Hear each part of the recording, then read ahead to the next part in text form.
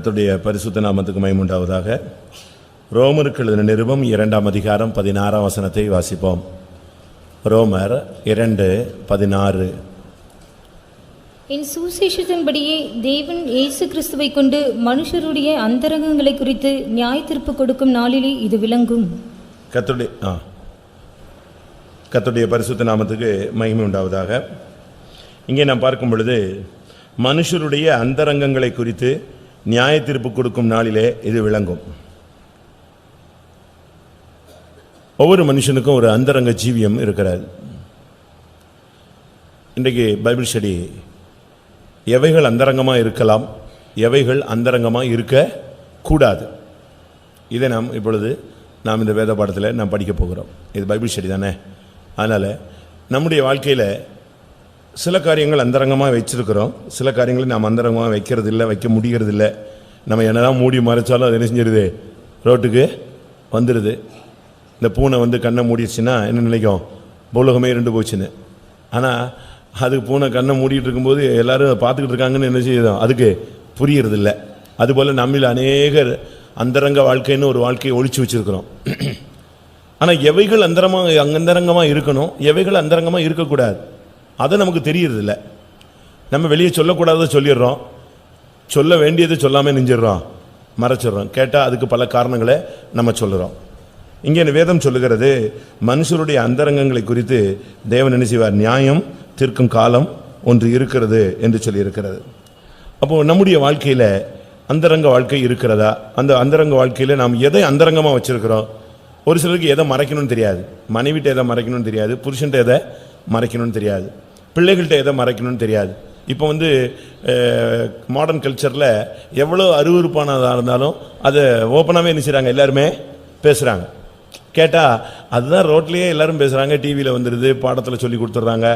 அப்படி அந்த அளவு லோ கிரேடாக இந்த தன்மைகள் மாறி போய்விட்டது. நம்முடைய ஜீவியத்திலும் கூட சில அந்தரங்கங்கள் இருக்கலாம். வேதத்தில் பல அந்தரங்கங்களை குறித்து இருக்கிறது. நான் அதை குறித்து உங்களோடு பேச விரும்புகிறேன். ஒன்றை புரிஞ்சு கொள்ள வேண்டும். ஒன்று வெளியரங்கம், மற்றொன்று அந்தரங்கம். வேதம் சொல்லுகிறது, வெளியரங்கமாகாத ஒரு ரகசியமும் கிடையாது. இன்னைக்கு இல்லாட்டாலும் ஒரு நாள் அது என்ன செய்யும், நிச்சயமாய் வெளியரங்கமாய் மாறும். ஆனால் ஒரு பரிசுத்தவானுடைய அந்தரங்கத்தை மாத்திரம் கர்த்தர் வெளிப்படுத்துகிறதே இல்லை. பிசாசுக்கு அதை வெளிப்படுத்துறது இல்லை, மனுஷனுக்கும் என்ன செய்யறதில்லை, அதை வெளிப்படுத்துறதில்லை. அவன் ஒருவேளை அவன் மன்னிப்பு கேட்டிருந்தால், ஆண்டவருடைய பாதத்தில் விழுந்திருந்தால், ஆண்டவர் அவன் மேலே இரக்கம் பாராட்டி இருந்தால், அவனை பிசாசின் கையிலையோ மனுஷன் கையிலையோ என்ன செய்யறதில்லை, விட்டு கொடுக்கறதில்லை, ஒப்பு கொடுக்கறதும் இல்லை, காட்டி கொடுக்கறதும் இல்லை. அதுதான் தேவனுடைய ஸ்பெஷாலிட்டி. தேவனுடைய மிகப்பெரிய தெய்வீக தன்மையில் ஒரு பகுதி என்னன்னு சொன்னால், தான் மன்னிச்சிட்டாருன்னா அதை பற்றி அது பிறகு என்ன செய்ய மாட்டார். அவர் சொல்கிறாரு, அதை கடலின் சமுத்திரத்தின் ஆழத்தில் போட்டேன்.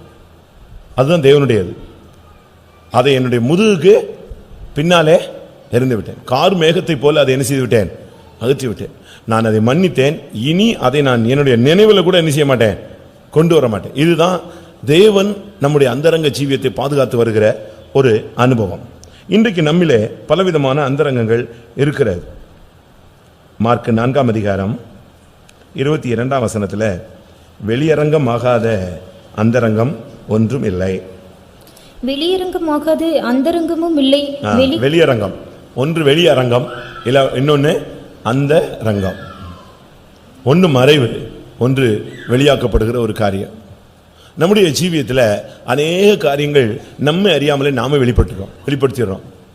சில காரியங்கள் யாருக்காவது தெரிஞ்சு அது எங்கே வந்துடுது, சந்தி சிரிச்சிருது, எப்படியோ. ஆனால் இன்னைக்கும் கூட அநேக தங்களுடைய ஜீவியத்தில் சில அந்தரங்கங்களை சில காரியங்களை மறைச்சே வச்சிருக்கிறாங்க. ஒரு விதத்தில் அது சரியாகவும் இருக்கலாம், ஒரு விதத்தில் அது சரியில்லாமலும் இருக்கலாம். ஆனால் ஒன்று புரிஞ்சு கொள்ளணும், என்னைக்குனாலும் இந்த அந்தரங்கங்களுக்கு மனுஷன் கையிலிருந்து தப்பிட்டே போகலாம். தேவன் அதை கொண்டு எங்கே நிப்பாட்டிடுவார், நியாயத்தில் கொண்டு நிறுத்துவார். பிரசங்கியின் புஸ்தகத்தை நான் பார்க்கும் பொழுது 12ஆம் அதிகாரம் 14ஆம் வசனம், கடைசி அதிகாரம், கடைசி வசனம். ஒவ்வொரு கிரியையும் அந்தரங்கமான ஒவ்வொரு காரியத்தையும் நன்மையானாலும் தீமையானாலும் தேவன் நியாயத்திலே கொண்டு வருவார். பார்த்தீங்களா, இது பழைய ஏற்பாடு. அவர் சொல்றாரு, ஒவ்வொரு காரியத்திலையும் ஒரு அந்தரங்கம் உண்டு. ஒரு வெளியரங்கம் உண்டு. அது நன்மையோ தீமையோ, ஆனா நியாயத்தில் கொண்டு வந்து நிறுத்துவார். ஆனா புதிய ஏற்பாட்டில் அப்படி அல்ல. வேதம் அங்க என்ன சொல்லுதுன்னா, நம்மை நாமே நிதானித்து அறிஞ்சிட்டோம்னா நம்ம என்ன செய்யப்பட்டோம்? நியாயந்திருக்க படமாட்டோம். இன்னைக்கும் கூட பாருங்க, நம்முடைய ஜீவியத்தில் எல்லாரும், இப்போ ஒரு சின்ன பையனை எடுத்துக்கோங்க, ஒரு காலேஜுக்கு ஸ்டூடெண்ட்ஸ் எடுத்துக்கோங்க, ஒரு வயது முதிர்ந்தவங்களை எடுத்துக்கோங்க, ஒரு ஊழியக்காரங்களை எடுத்துக்கோங்க, அனுபவம் உள்ளவங்களை எடுத்துக்கொள்ளுங்க, அனுபவம் இல்லாதவங்களை எடுத்துக்கொள்ளுங்க. எல்லாருக்குள்ளேயும் என்ன இருக்கு? ஒரு சீக்ரெட் இருக்கு, ஒரு ஒளிப்பிடம் இருக்கிறது, ஒரு மறைவான ஜீவியம் இருக்குது. ஒரு சிலர் ரொம்ப டெக்னிக்கலான ஆளுங்க, அது அழகாக மெயின்டைன் பண்றாங்க. அழகாக சர்ச்சுக்கும் தெரியாம, புருஷனுக்கும் தெரியாம, மனைவிக்கும் தெரியாம, பிள்ளைகளுக்கும் தெரியாம, பெற்றோருக்கும் தெரியாம, ஊழியர்களுக்கும் தெரியாம, யாருக்குமே தெரியாம அழகாக மெயின்டைன் பண்றாங்க. இது எப்போ வந்து தெரியும் தெரியுமா?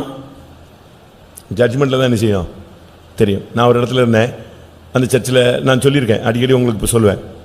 ஒரு சகோதரன் நல்ல ஒரு பிஎஸ்எஃப்ல கமாண்டர், அவர் நல்லா ஹைட் வெயிட்டாக இருப்பார். பாட்டில் இந்த அன்பரன் நேசர் இல்லை என்ன, ஆனந்த கண்ணீர் பொழியும் தேசமதியில், இந்த பாட்டை சண்டே சர்வீஸில் பாடினா அப்படியே அந்த புக்கை பார்த்து பார்த்து பார்த்து படித்து படித்து பாடி அழுதுகிட்டே இருப்பார்.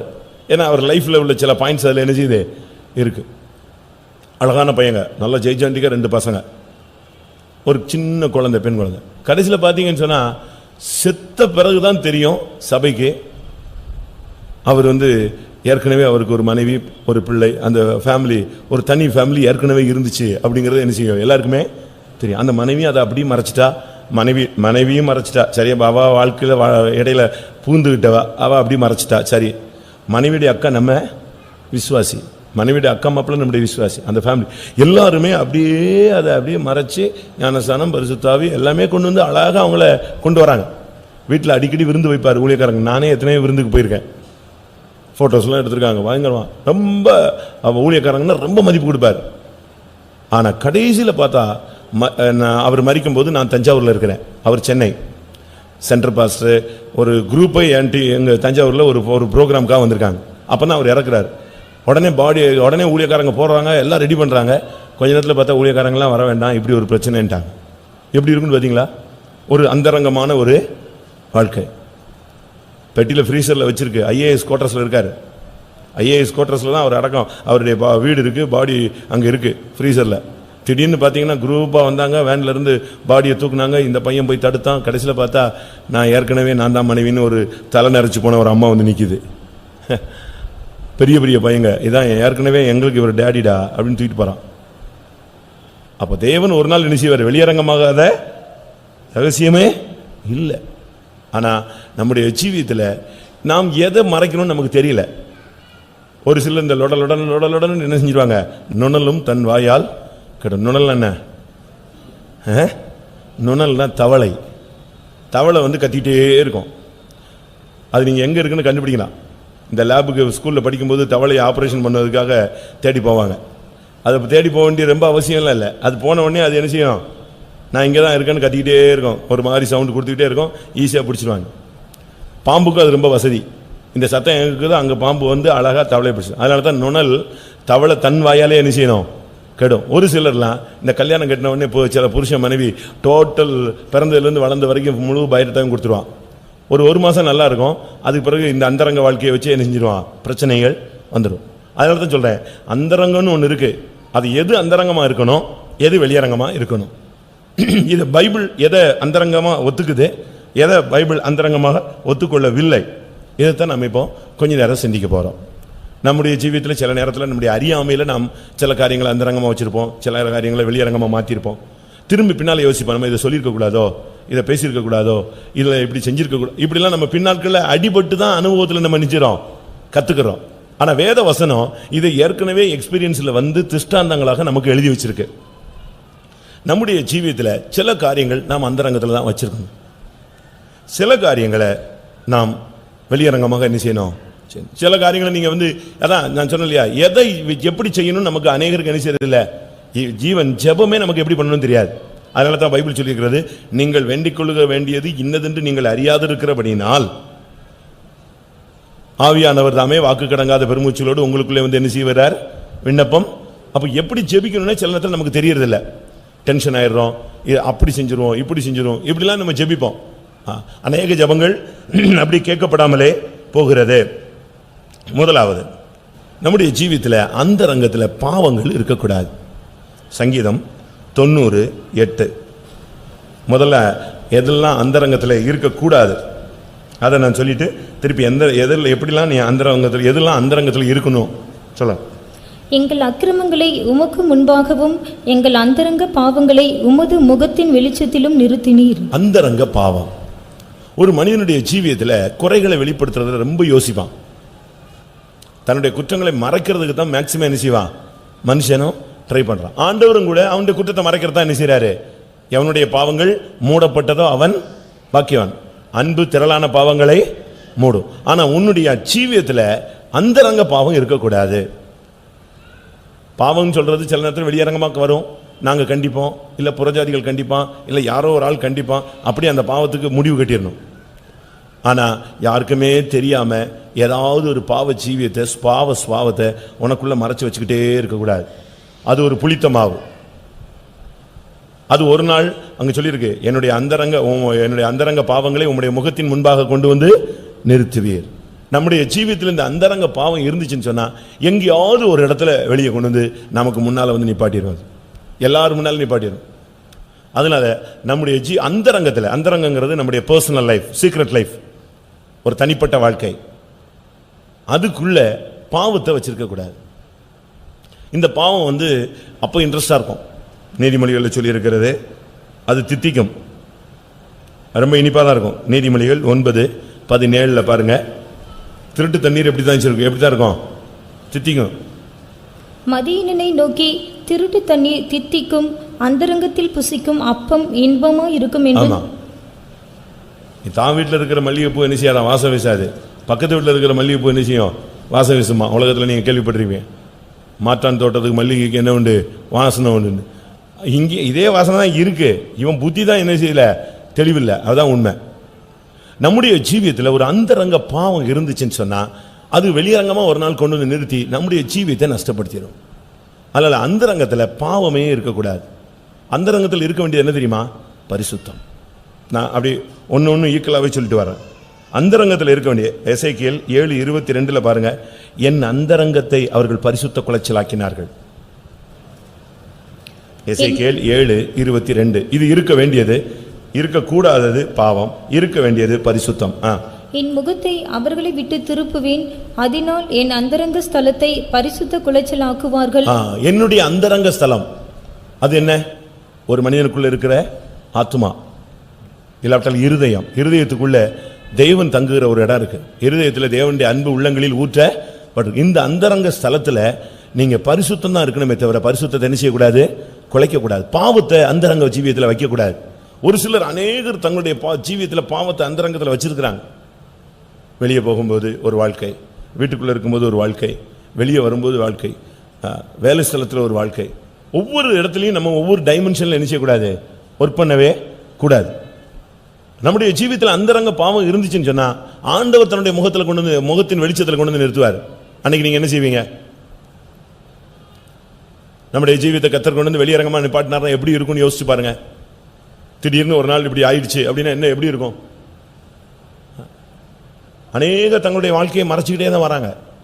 மறைச்சிக்கிட்டே போய் கத்தரும் மறைச்சிட்டே போயிட்டாருன்னா நீ தப்பிட்ட.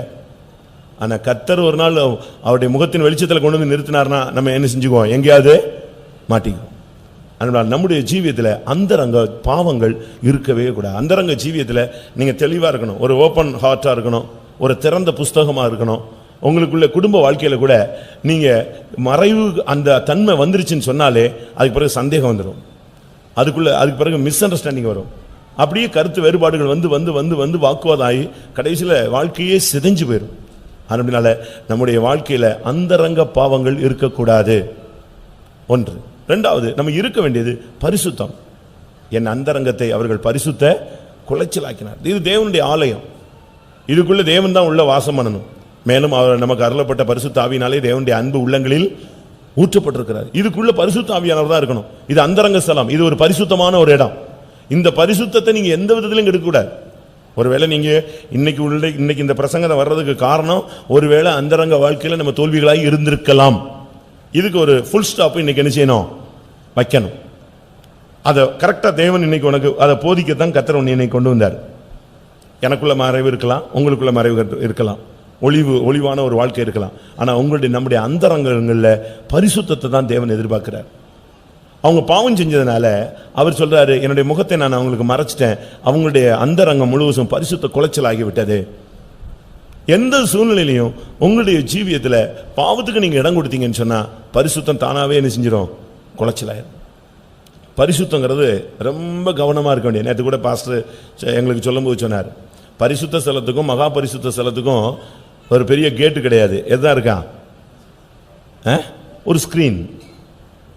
பரிசுத்த ஸ்தலம் மகா பரிசுத்த பிரகாரம், பரிசுத்த ஸ்தலம் மகா பரிசுத்த. பரிசுத்த ஸ்தலத்தில் உள்ள கால் வச்சுட்டானாலே செத்தான், சரியில்லாமல் வச்சுட்டான்னா பிரதான ஆசாரியனை தவிர வேற யார் வச்சாலும் என்னது, சாவு. ஆனா இந்த ரெண்டுக்கு நடுவில் கேட்டுக்கிட்டலாம் போட்டு பூட்டல, என்னதான் இருக்கு, ஒரு ஸ்கிரீன்.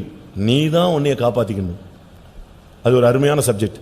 ரெண்டுக்கும் நடுவில் ஒரு ஸ்கிரீன் தான். ஸ்கிரீனை தாண்டிட்டேன்னா முடிஞ்சிச்சு. அப்ப எவ்வளவு கவனமா இருக்கணும்னு யோசிச்சு பாருங்க நம்முடைய ஜீவியத்தில்.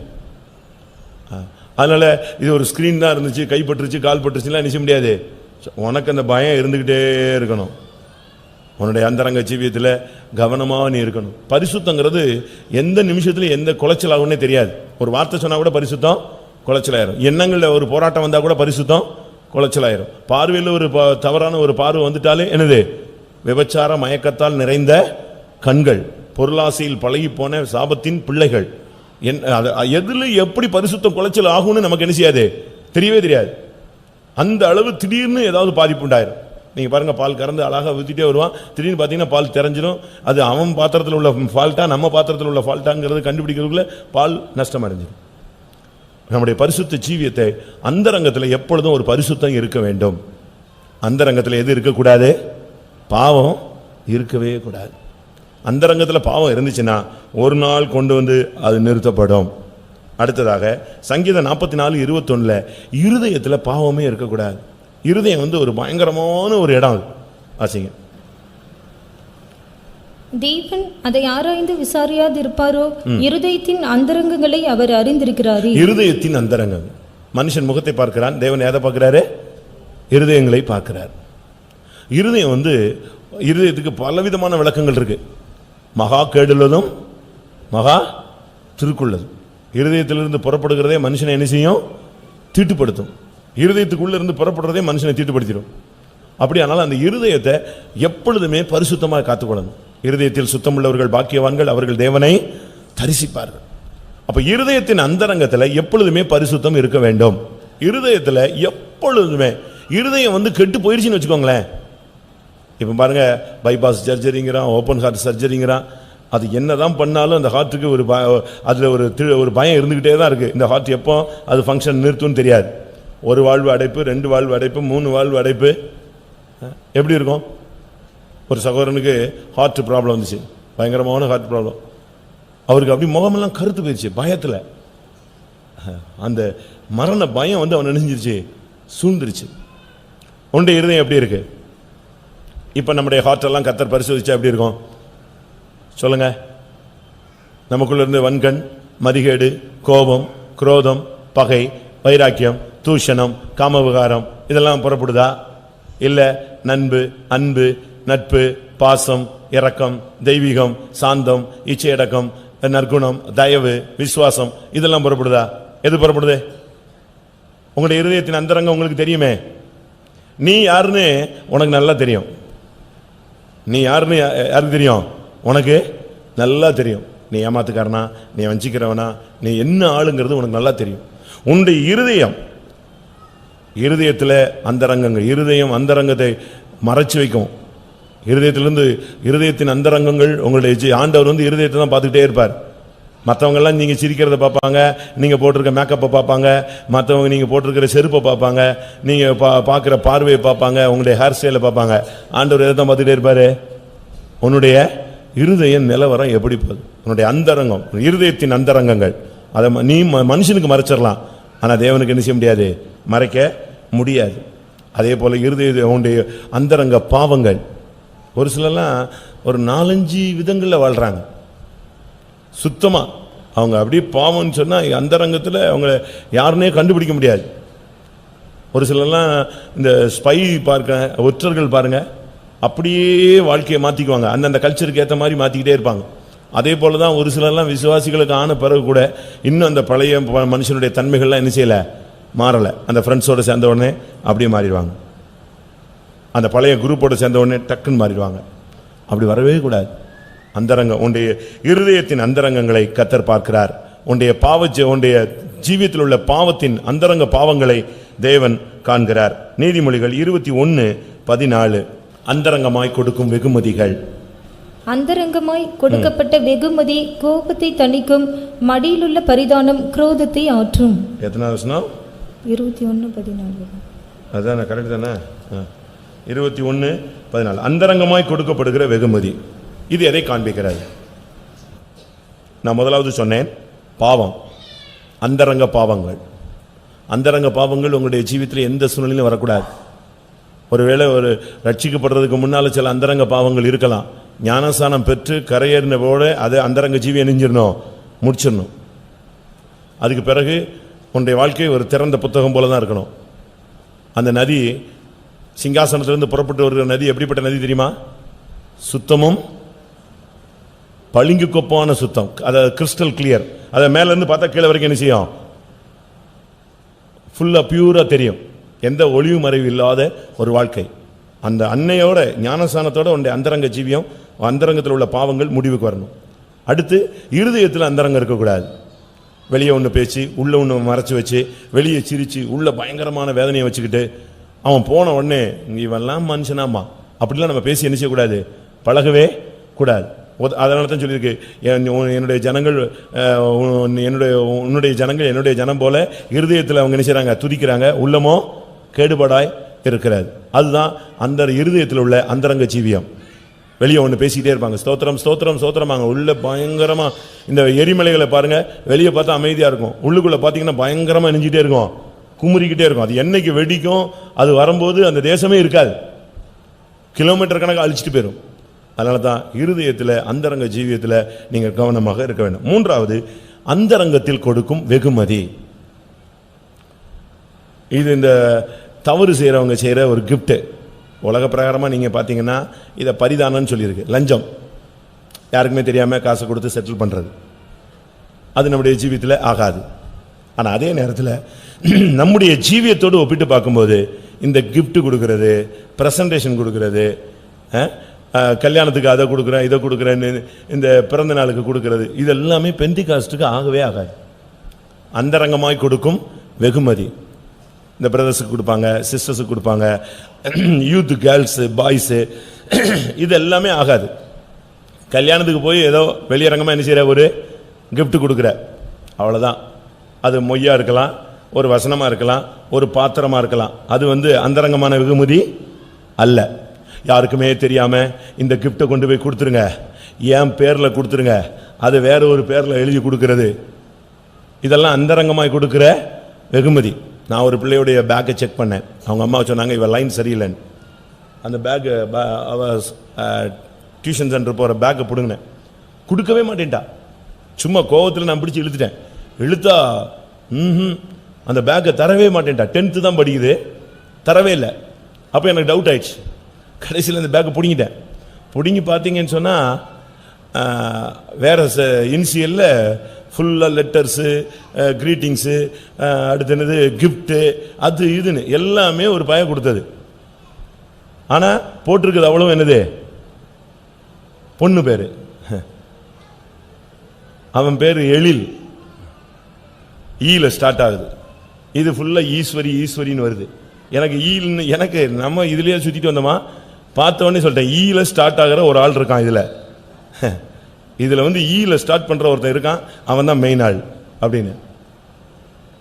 உடனே அப்படியே தடுமாறிச்சு. அது ஈல யார் ஸ்டார்ட் ஆகுதுன்னா ஒருத்தருமே கிடையாது, என் கூட படிக்கிற ஈஸ்வரி தான். ஈஸ்வரி தான், கடைசி வரைக்கும் ஈஸ்வரி தான்.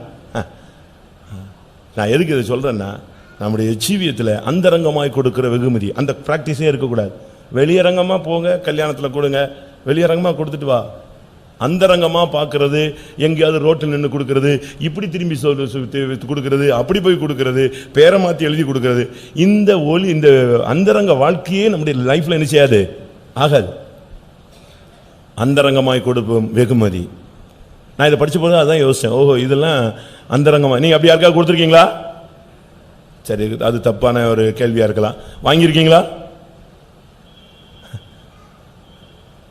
அந்தரங்கமா அவங்க கொடுக்கணும்னாலே நீ அந்தரங்கமா நின்றுட்டு இருந்தாதான் அவன் அந்தரங்கமா வந்து நிச்சய முடியும் கொடுக்க. நீ அந்த ஸ்பாட்டை எட்டினாதான் அந்த ஸ்பாட்டுக்கு அந்த பார்ட்டி வந்து நிற்கும். நம்முடைய ஜீவியத்தில் இந்த ஒளிவு மறைவுகள் வரவே கூடாது. நம்முடைய ஜீவியத்தில் இந்த அந்தரங்க வெகுமதி அது நம்முடைய லைஃபே நாசம் பண்ணிடும். ஏன் கொடுத்தாம்மா, அது புருஷனுக்கு தெரியும் போது பிரச்சனை, தாய் தகப்பனுக்கு தெரியும் போது பிரச்சனை, பாஸ்டர்ஸுக்கு தெரியும் போது பிரச்சனை. இந்த கதையே ஆகாது. நம்முடைய ஜீவியத்தில் அந்தரங்கத்தில் இந்த வெகுமதி வாங்கக்கூடாது. எதுவாக இருந்தாலும் வெளியரங்கமா பேசுறது, வெளியரங்கமா வாங்குறது. இன்னைக்கு அநேகர் ஜீவியத்தில் அநேகர் லைஃப் நஷ்டப்பட்டு போனதுக்கு காரணம் அந்தரங்கமான வெகுமதிகள். 2 கொரிந்தியர் 4 அதிகாரம் 2 வசனம். வெட்கமான அந்தரங்க காரியங்களை நாங்கள் வெறுத்து. வெட்கமான அந்தரங்கமான காரியங்கள். சில காரியங்கள் வந்து வெட்கமான காரியம், அது அந்தரங்கமா அவங்க செஞ்சுக்கிட்டே இருப்பாங்க. அந்தரங்கமான வெட்கமான காரியம். இதை வெளியே சொன்னா உன்னை எவனா மதிப்பானா? வெளியே தெரிஞ்சா உன்னை யாராவது ஏத்துக்குவாங்களா? ஒரு பையனோ ஒரு பொண்ணோ ஒரு குடும்பஸ்தனோ ஒரு சகோதரனோ ஒரு ஊழியக்காரனோ ஒரு நேம் வந்துருச்சுன்னா அதுக்கு பிறகு அவங்க அதே வியூவில் தான் அவனை என்ன செய்வாங்க. நீங்களும் அப்படி தானே பார்க்குறீங்க, அப்படியே தான் பார்த்துக்கிட்டு இருப்பாங்க. அதுக்கு பிறகு அவங்க பிள்ளைகளை பழக விடுறது, பேசுறது எல்லாத்துலேயுமே அவங்க ரொம்ப கவனமாயிடுவாங்க. அவங்களுக்கு அந்த சந்தேகம் வந்து சிங்காசனம் போட்டு நெஞ்சுக்கும் உள்ள உட்கார்ந்துரும். அதனால தான் வெட்கமான அந்தரங்க காரியங்கள். ஒரு சில காரியங்கள்லாம் ஒரு சில துணிஞ்சு செய்கிறாங்க.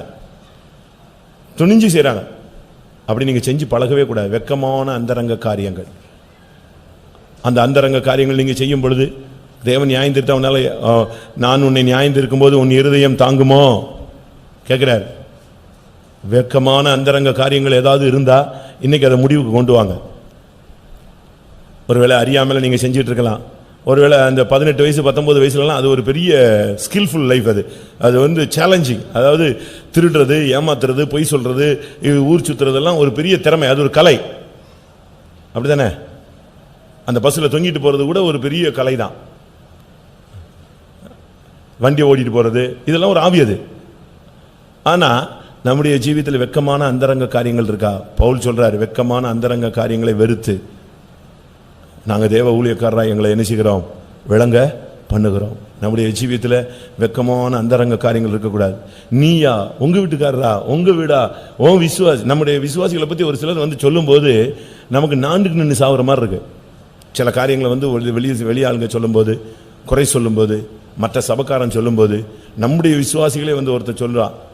ஒரு விசுவாசி சொல்றாரு, நான் நம்ம விசுவாசியை நம்பி ஒரு இடத்துல வேலைக்கு சேர்த்து விட்டேன், அவன் இப்படி பண்ணிட்டான் அப்படின்னா எனக்கு அவனை பார்த்தாலே பேய் பிடிச்ச மாதிரி ஆயிடுச்சு. நான் கூப்பிட்டு கேட்டா அது அப்படி இல்லை, இப்படி இல்லை, அது இல்லை, இது இல்லைன்னா சரி நான் முறைச்ச பிறகு கடைசியில் ஆமாண்ணா. அப்போ நீ வந்து ஒரு காரியம் கிடைச்ச உடனே நீ வெட்கமான காரியங்கள்ல அந்தரங்க காரியங்களை குவிச்சிடுற. அவன் என்ன நினைக்கிறான்னா யாருக்குமே தெரியாதுன்னு. நல்லா புரிஞ்சுக்கணும். நீ எங்க போனாலும் உன்னைய ஒரு கண்ணு என்ன செய்யும், யாருமே பார்க்கல, ஆனா யாரு பாப்பா? நீர் என்னை காண்கிற தேவன்.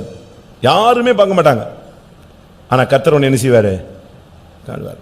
அவருக்கு தெரியாது ஒண்ணுமே கிடையாது. நல்லா புரிஞ்சுக்கோங்க. நீங்க யாரு என்ன செஞ்சாலும் சரி. நான் உங்களுக்கு போன வாரத்துக்கு 2-3 வாரத்துக்கு முன்னால கூட சொன்னேன். ஒரு பையன் தன்னுடைய மனைவிக்கு சுகம் இல்லை, ஒரு டெவில் பொசஸ் மாதிரி இருக்கு அப்படின்னு கொண்டு வந்து ஒரு சகோதரிட்ட ஜெபிக்க விட்டான். அந்த சகோதரி ஜெபிக்க ஆரம்பிச்ச உடனே ஹிஸ்டரி வெளியே வந்துருச்சு. இவன் யாருக்குமே சொல்லலை. அந்த பெண்ணுக்கு புதுசாக கல்யாணம் கட்டின பொண்ணுக்கு இந்த மேட்டரே தெரியாது. இவன் போய் அந்த ப்ரேயரில் உட்கார்ந்த உடனே அந்த ப்ரேயர் நடத்திக்கிட்டு இருந்த ஒரு சிஸ்டர் உடனே சொல்லிச்சு, தம்பி கொஞ்சம் உள்ள வாயன் பேசணும்னுச்சு. என்ன சிஸ்டர்னு உள்ளே போனான். நீ ஏதாவது ஒரு பொண்ணோட பழகுனியா? என்னன்னு கேட்டான். பழகுனியா? இல்லை நீங்கள் சொல்லுங்க அப்படின்னா. இவனும் பயங்கரமான ஆள். நீங்கள் சொல்லுங்கண்ணா, நீ பழகுனியா? அந்த பிள்ளைய கல்யாணம் கட்ட மாட்டேன்னு கடைசியில் கலத்தி விட்டியா? அந்த பிள்ளை சூசைட் பண்ணி செத்துட்டாளா அப்படின்னு ஒன்று இவன் அப்படியே மூஞ்சிலாம் கருத்து காலை பிடிச்சிக்கிட்டான். இந்த சிஸ்டர் காலை. சிஸ்டர் வெளியே சொல்லிட்டாங்க, என் மனைவி ஓடிய போயிடுவா, இப்போ கட்டியிருக்கு, இப்போ தான் நான் கட்டியிருக்கேன்னா. ஓடுறதுக்கு இல்லைப்பா, அந்த ஆவி தான் இப்போ இவ்வளோ பிடிச்சிருக்கு. நானே வாழாம சேர்த்துட்டு நீ எப்படி வாழுவேன்னு சொல்லி அது எங்க வந்து உட்கார்ந்துருக்கு? உன் வாழ்க்கையை நாசப்படுத்துறதுக்கு அவளுக்குள்ள உட்கார்ந்துருக்கு. எப்படி இருக்கும்? அதுக்கு பிறகு அவன் அழுது மன்னிப்பு கேட்டு சபையில் போய் ஞானசானம் எடுத்து ஆண்டவருக்கு ஒப்பு கொடுத்த பிறகு இந்த ஆவி இந்த பிள்ளையை விட்டு வெளியே போச்சு. இதெல்லாம் மறைச்சு வச்சுட்டு நம்ம வண்டி ஓட்டலாங்க. எல்லா வண்டியும் ஏமாத்துற வண்டிகள்லாம் ஓடிட்டு தான் இருக்கும். கொஞ்ச நாள் எல்லா வண்டியும் நல்லா தான் ஓடும். வெட்கமான அந்தரங்க காரியங்கள் உங்களுக்குள்ள இருக்கிறதா? ஏசாயா 45:19 ஆண்டவர் சொல்றாரு, நான் பேசினேன் ஆனா அந்தரங்கத்தில் ஒண்ணுமே இது வரைக்கும் நான் பேசினதில்லை. வாசிங்க ஏசாயா 45:19, 48:16. நான் அந்தரங்கத்திலும் பூமியின் அந்தகாரமான இடத்திலும் பேசினதில்லை. ஆண்டவர் சொல்றாரு பாருங்க, நான் எல்லாம் ஜனங்களுக்கு பேசும்போது, பூமியில உள்ளவங்களுக்கு பேசும்போது நான் எப்படி பேசினதில்லை? மறைவில் நான் பேசினதில்லை, எல்லாம் வெளியரங்கமா. நான் அந்தரங்கத்தில் நான் பேசினதே கிடையாது. 48:16. நீங்கள் என் சமீபத்தில் வந்து நான் சொல்வதை கேளுங்கள், நான் ஆதி முதற்கொண்டு அந்தரங்கத்தில் பேசவே இல்லை. ஆண்டவர் தெளிவா சொல்றார், நான் அந்தரங்கத்தில். நீங்க யார்ட்டையுமே ரகசியமா பேச்சு வைக்கவே கூடாது. நெட்லையும் சரி, டேட்டிங் சரி, சேட்டிங் சரி, செல்லுலையும் சரி, ரகசியமாவும் சரி, எந்த இடத்துலையுமே இந்த அந்தரங்க பேச்சுகள் ஆகாது. நீங்க மறைவு கட்ட ஆரம்பிச்ச உடனேயே கொஸ்டினபிள் ஆயிடுவீங்க. ஒதுங்க ஆரம்பிச்ச உடனே பேசிக்கிட்டே இருக்கும்போது டக்குன்னு பேச்சை நிறுத்துறது. ஏன்? அந்தரங்கத்தில் பேசுனதுனால தானே உன்னால என்ன செய்யுது? வெளியரங்கமாக பேச முடியல. ஆண்டவர் ஒரு இடத்துல, பழைய ஏற்பாட்டில் நீங்க படிச்சு பாருங்க, ஆண்டவரே சொல்றார் 2 இடத்துல, நான் அந்தரங்கத்தில் பேசினதே கிடையாது. யோவான் 18:20 சொல்றாரு பாருங்க. யோவான் 18:20 அங்கேயும் சொல்றார், நான் அந்தரங்கத்தில் ஒண்ணுமே பேசல. இயேசு சொல்ற ஒரு வார்த்தை. இயேசு அவனுக்கு பிரதியுத்தரமாக, நான் வெளியரங்கமாய் உலகத்துடனே பேசினேன். ஜெப ஆலயங்களிலேயும் யூதர்கள் எல்லாரும் கூடி வருகிற தேவ ஆலயத்திலேயும் எப்பொழுதும் உபதேசித்தேன். அந்தரங்கத்திலே நான் ஒன்றும் பேசவில்லை. ஆண்டவர் அந்தரங்கத்தில் பேசுற ஆளையே கிடையாது. ஆளை பார்த்த உடனே ஒரு மாதிரி பேசுறது, பார்த்த உடனே பேச்சை நிப்பாட்டுறது, பேசாத மாதிரி நடிக்கிறது, அப்படியே திரும்பிக்கிறது, இல்லை நான் பேசவே இல்லை, அப்படிலாம் ஆளே கிடையாது. உங்களுடைய ஜீவியத்தில் அந்தரங்க பேச்சே இருக்கக்கூடாது. ஆணோ பெண்ணோ, ஊழியக்காரங்களோ, விசுவாசிகளோ, வயசு கூடினவங்களோ, வயசு குறைஞ்சவங்களோ, வயசு கூடினவங்களெல்லாம் மதிக்கிறோம், விசுவாசிக்கிறோம். ஆனால் நீங்களும் கூட உங்களுடைய தன்மையை பாதுகாக்கணும். அந்தரங்கத்தில் உங்களுடைய பேச்சுகள் இருக்கக்கூடாது. ஒரு சிலர்லாம் ஆள் வந்த உடனே அப்படியே இந்த வாயை மூடிடுவாங்க, தூங்கின மாதிரி ஏமாத்துவாங்க. அப்படியெல்லாம் நீங்கள் இருக்கவே கூடாது. அந்தரங்கத்தில் நீங்கள் பேச ஆரம்பிச்சிங்க, ஆணோ பெண்ணோ, ஊழியரோ, விசுவாசியோ, வயது முதிர்ந்தவங்களோ, புதியவங்களோ, சின்னவங்களோ, உங்களுடைய ஜீவியத்தில் அந்தரங்கத்தில் பேச்சு இருந்தால் அது தேவனுடைய சுபாவம் அல்ல. அந்தரங்கத்தில் நீங்கள் பேச ஆரம்பிச்சிட்டிங்கனாலே உங்களுடைய ஜீவியத்தில் ஏதோ ஒரு ஏமாத்து வேலை நிச்சயதே இருக்கு. நான் சொல்றது சரிதானா? சரியா? சில காரியங்கள் சிலருக்கு தெரிய வேண்டிய அவசியம் இருக்காது. அது அவங்களுக்கு பக்தி விருத்திக்கு எதுவாக இருக்காது. அந்த நேரத்தில் இங்கே ஞானமாக நெஞ்சுக்கலாம், நடந்துக்கலாம். ஆனால் தனிப்பட்ட ஜீவியத்தை பாதிக்கிற அளவில் உங்களுடைய வாழ்க்கையில் அந்தரங்கமான பேச்சுகள் இருக்கக்கூடாது. அடுத்ததாக யோபு 13:10. நான் வரிசை அப்படி வசனமாக சொல்லிட்டு போகிறேன். எவைகள் இருக்கலாம், எவைகள் இருக்கக்கூடாது. நீங்கள் அந்தரங்கமாய் முகதாட்சணியம் பண்ணினால் அவர் உங்களை எவ்விதத்திலும் கண்டிப்பார். ஒரு சிலர் முகதாட்சணியம் பண்ணுறாங்க. ஒரு சிலரை பார்த்தோன்னே சிரிச்சிருவாங்க, ஒரு சிலரை பார்த்தோன்னே முகம் மாறிடும், ஒரு சிலர் அப்படி அந்தரங்கமாக வெளியரங்கமாக பார்க்கும்போது கடிஞ்ச மாதிரி இருப்பாங்க. அவங்க முன்னால் உங்களை அப்படித்தாங்க சத்தம் போட வேண்டியிருக்கு அப்படின்னு சொல்லிட்டு திருப்பி இங்கே பார்த்தீங்கன்னா முகதாட்சணியம் பண்ணிடுவாங்க. அப்படி நம்ம மனுஷனை பிரியப்படுத்துறவனா இருக்கவே கூடாது. மனுஷரை பிரியப்படுத்துறவனா இருந்தால் நான் தேவனுடைய ஊழியக்காரன் அல்லவே. அந்தரங்க ரகசியமா ஒன் சைடு பட்சபாதம் பண்ற அந்த பிராக்டிஸ் நமக்கு இருக்கவே கூடாது. அந்தரங்கத்தில் முகதாட்சியம் பண்ணினால் தேவன் அதை காண்கிறார். அந்த விஷயத்தில் நீங்க ரொம்ப கவனமா இருக்கணும். யாருக்காவது நீங்க முகஸ்துதி பண்ணக்கூடாது, சைட் சப்போர்ட் பண்ணக்கூடாது, பட்சபாதமா செய்யக்கூடாது, மாயமா பண்ணக்கூடாது, ஒன்னு நேசித்து ஒன்னை பகைக்க கூடாது. அந்தரங்கமான முகதாட்சண்யம் நல்லதல்ல. அவங்க வெளியரங்கமா பாத்தீங்கன்னா ரொம்ப ஒரு மாதிரி இருப்பாங்க, உள்ளுக்குள்ள ஏமாத்திக்கிட்டே இருப்பாங்க. இது யாக்கோபுடைய சுபாவம். அவன் வெளியரங்கமா பாத்தீங்கன்னா அப்படியே ஒண்ணும் தெரியாத மாதிரி இருப்பான், ஆனா உள்ளுக்குள்ள முழுவதும் என்னது வித்தியாசமான ஒரு ஆள். நம்முடைய ஜீவியத்தில் முகதாட்சண்யம், அந்தரங்கமாய் நம்ம முகதாட்சண்யம் பண்ணக்கூடாது, சைட் சப்போர்ட் பண்ணவே கூடாது. தேவன் அவர் கையில் இருக்கிற பேலன்ஸ் எப்படிப்பட்ட பேலன்ஸு? நீங்கள் இந்த கோர்ட்டில் போனீங்கன்னா நீதி தேவதை நிற்கும், கையில் என்ன இருக்கும்? ஒரு தராஸ், கண்ணு கட்டியிருக்கும், கண்ணை கட்டி ஒரு தேவதை நிற்கும், கையில் ஒரு பேலன்ஸ் இருக்கும். அப்படியே ஸ்ட்ரைட்டாக கரெக்டாக நிற்கும், ஈக்குவலாக நிற்கும். நம்முடைய ஜீவியத்தில் அந்தரங்கமான சைட் சப்போர்ட் இருக்கக்கூடாது. நம்ம அப்படி பண்ண ஆரம்பிச்சோன்னு சொன்னீங்கன்னா நம்முடைய ஜீவியத்தில் கொஞ்சம் கொஞ்சமாக நம்ம கிருபை இழக்கிறோம், தெய்வீகத்தை இழக்கிறோம், தெய்வீகத்தின் மகிமையை நாம் இழக்கிறோம். ஒன்று, அந்தரங்க பாவம் இருக்கக்கூடாது. அந்தரங்கத்தில் பரிசுத்தம் தான் இருக்கணும். அந்தரங்கத்தில் பாவம், உள்ளுக்குள்ளே பாவத்தை வச்சுக்கிட்டீங்க, அது எப்படினாலும் ஒரு நாள் வெளியே வந்துடும். அது எப்படியாவது ஒரு நாள் வெளியே வந்துடும். கத்திரிக்காய் முத்துனா எங்கே வந்துடும் சொல்லுவாங்க? கத்திரிக்காய் முத்துனா நிச்சயமாக கடத்தருக்கு வரும். அதுபோல் உன்னுடைய பாவம் ஒரு நாள் பெரும் பாதகமாய் மாறி வெளியே வந்து நின்றும். அந்த லெவலுக்கு நீ உன்னுடைய ஜீவியத்தில் அந்தரங்கத்தில் பாவம் இல்லாதவர்களாக இருங்கள். இருதயத்தில் பாவம் அந்தரங்க இருதயத்தில் அந்தரங்கத்தில் உங்களுக்குள்ள பாவம் இருக்கக்கூடாது. இருதயத்திலிருந்து புறப்படுறதான் மனுஷனை கெடுக்குது. அவனை தீட்டுப்படுத்துறதே அதுதான். அவனை இன்னொருத்த வந்து பாவம் செய்ய வைக்க வேண்டிய அவசியம் இல்லை. இதுவே அவனுக்குள்ள இருந்தே அவனை நெஞ்சிடும், கெடுத்துக்கிட்டே இருக்கும். அவனுக்குள்ள இருக்கிறது அப்படிப்பட்ட இருதயங்கள். ஆனால் இருதயத்தில் சுத்தம் உள்ளவர்களாய் மாறுங்கள். அடுத்து அந்தரங்கமாய் கிஃப்ட் கொடுக்கறது, அந்த பழக்கமே விட்டுருங்க. ஒரு பாஸ்டர்கிட்ட போய் யாரோ ஒருத்தங்க வந்து அந்த பாஸ்டர் அவங்க போய் ஏதோ சீட்டு, எனக்கு கூட 1000 பேர் சீட்டு கொடுக்குறாங்க, டவல் கொடுக்குறாங்க, நிலமா கொடுக்குறாங்க. அந்த பாஸ்டர் கொடுத்தவொடனே, தம்பி இதெல்லாம் வேணாம், இந்த ஸ்கீம் கிஃப்ட் வாங்குற ஐட்டமும் பழக்கம் கிடையாது, கிஃப்ட் கொடுக்குற பழக்கமும் கிடையாது. அந்த ஸ்கீமே துருத்தி போட்டுருங்க. அந்தரங்கமான இந்த பிரசன்டேஷன், கிஃப்ட், வெகுமதிகள் இது யாராவது கொடுக்குறீங்களா? அது எப்படி தான் இந்த ஞாபகம் இருக்குன்னு தெரியாது. இந்த சாவு நாள், வாழ்வு நாள், கல்யாண நாள், பிறந்த நாள், இதெல்லாம் உன் பிறந்த நாள் உனக்கு ஞாபகம் இருந்தால் சரி பரவாயில்ல, நீ பிறந்த அந்த டேட் உனக்கு ஞாபகம் இருக்கு. ஊரில் இருக்கிறவன் பிறந்த நாள்லாம் உனக்கு என்னதுக்கு? எதுக்கு அது புரியல? உங்கள் பிள்ளைகள் பிறந்த நாள் ஓகே, அது நல்லது வச்சுக்கோங்க. உங்களுக்கு கர்த்தர் குழந்தை இல்லாதவங்களுக்கு குழந்தைய கொடுத்துட்டாரு, உங்களுடைய நிந்தை நீக்கப்பட்டிருக்கு, சரி எத்தனாம் தேதி பிள்ளை பிறந்துச்சு, அது சான்றிதழ், பிறப்பு சான்றிதழ், பர்த் சர்டிஃபிகேட் வாங்கணும், கரெக்டு, அதுக்கெல்லாம் ரைட்டு. அடுத்தவன் உன் சபையில் உள்ள எல்லாரும் பிறந்தநாள் உனக்கு என்னதுக்கு? உன் சபையில் உள்ள எல்லா பிள்ளைகளுடைய பிறந்தநாள் எதுக்கு? அவன் பிறந்தநாள் இதெல்லாம் தேவையில்லை. அது எல்லாமே உன்னுடைய ஜீவியத்தில் ஒரு ஏமாத்து வித்தைக்கு ஒரு வழிகாட்டுது. அந்தரங்கமான வெகுமதி உன்னுடைய ஜீவியத்தை கெடுக்கும். வெக்கமான அந்தரங்க காரியங்களை விட்டு வெளியே வாங்க. அது உங்களை வெக்கப்படுத்திடும். ஒரு நாள் நீங்க வெளியரங்கமா நீங்க செய்யாம மறைச்சு வச்சாலும் ஒரு நாள் அது வெளியே கொண்டு வந்து நிறுத்த விடும். அதனால நிச்சயமா இந்த நாட்களில் நம்முடைய ஜீவியத்தில் அந்தரங்கமான காரியங்கள், வெக்கமான காரியங்கள் இன்னைக்கு இந்த பைபிள் ஸ்டடியோட அது நம்ம விட்டு வெளியே போகணும். அடுத்ததாக அந்தரங்கமான பேச்சுகள். நீங்க பாருங்க, ரோட்ல போகும்போது பாருங்க, ரோட்ல எவ்வளவு பேர் நிக்கிறா, எல்லாம் திருட்டுத்தனமா நடு ரோட்ல. சபை முடிஞ்சு போகும்போது பேச்சு. ஏன் உனக்கு எதுக்கு சபைக்கு எதுக்கா வர? நீ எந்த ரகசியமான பேச்சுகளும் நினைச்சக்கூடாது, இருக்கவே கூடாது.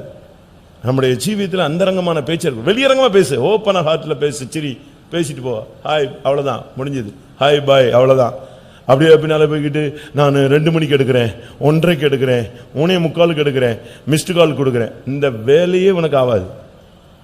ஜீவியத்தை நஷ்டப்படுத்துகிற இந்த வேலைகளே பெந்தெக்கோஸ்துக்கு ஆகவே. வெளியே நீங்க அது ஒரு கலை, அது ஒரு பெரிய திறமை. அது இங்கே இது ஆகாது. பரலோகத்துக்கு போறதுக்கு நீ ரகசியமான அந்தரங்கமான பேச்சு என்ன செய்யாது, ஆகவே ஆகாது.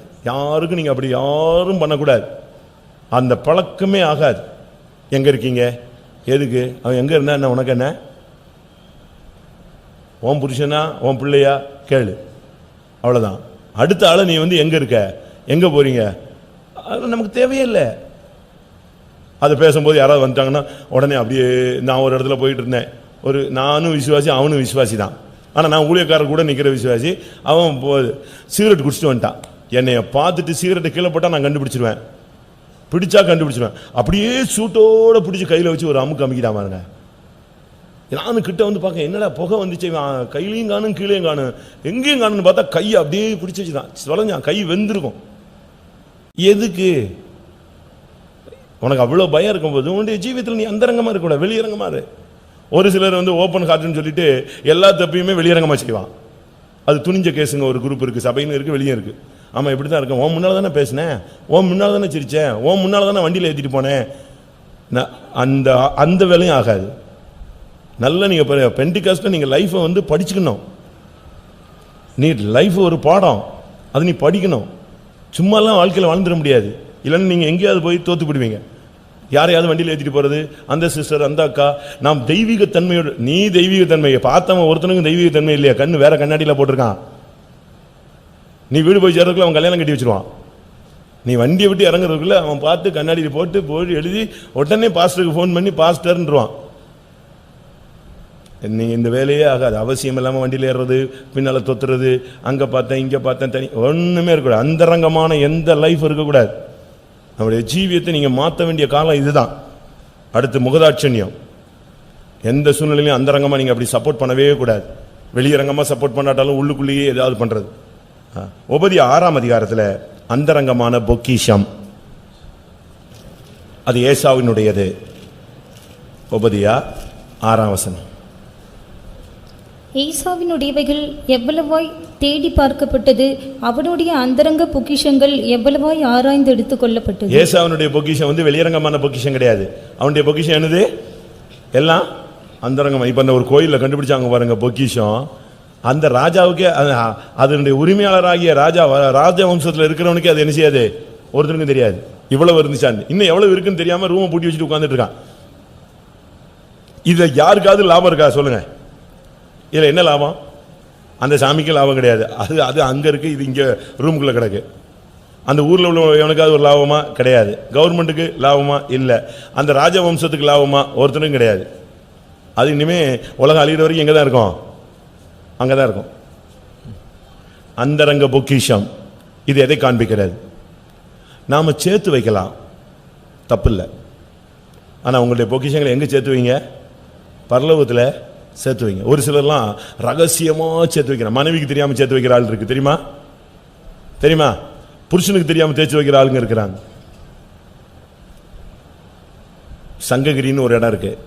சங்ககிரின்னு சேலத்துட்டு இருந்து நீங்க ஈரோடு போற வழியில ஒரு ஊர் இருக்கு. ஒரு நாள் நம்முடைய விசுவாசி குடும்பத்தில் இருக்கிற பத்திரமெல்லாம் செக் பண்ணாங்க.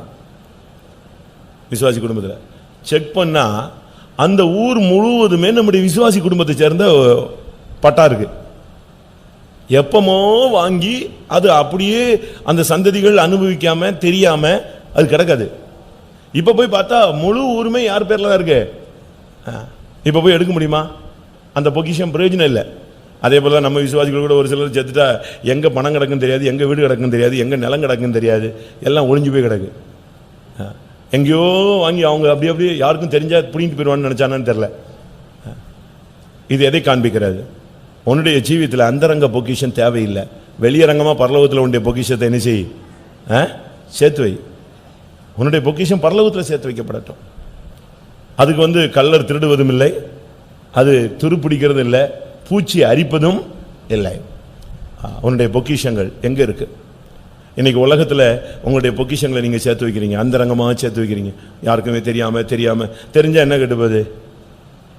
கர்த்தருடைய ஆசீர்வதிச்சார்னு தேவனைத்தான் என்ன செய்ய போறாங்க? மகிமைப்படுத்த போறாங்க.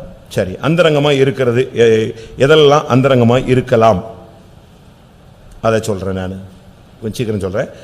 மத்தேயு 6ஆம் அதிகாரம் 3ஆம் வசனம். தர்மம் பண்ணுவது அந்தரங்கமாக இருக்கணும். நீயோ தர்மம் செய்யும் போது உன் தர்மம் அந்தரங்கமாக இருப்பதற்கு அந்தரங்கமாக இருக்க வேண்டும். அது என்னுடைய அர்த்தம் என்னன்னா, நீ உதவி செய்யற பத்தியா, அது அந்தரங்கமா இருக்கட்டும். அதை இந்த வெளியரங்கமா என்ன செய்ய வேண்டியதில்லை. செய்ய வேண்டிய உன் வலது கை கொடுப்பதை இடது கை அறியாமல் இருக்கு. நீங்க ஏதாவது ஒரு உதவி செஞ்சீங்கன்னா யாருக்குமே தெரிய வேண்டாம். அதை சொல்ல வேண்டிய அவசியமே கிடையாது. அதை கடன் வாங்கி நீங்க செய்யக்கூடாது. உங்களுடைய சம்பாத்தியத்திலிருந்து ஒரு பகுதி நீங்க உதவி செய்யறதுக்கு பழகணும்.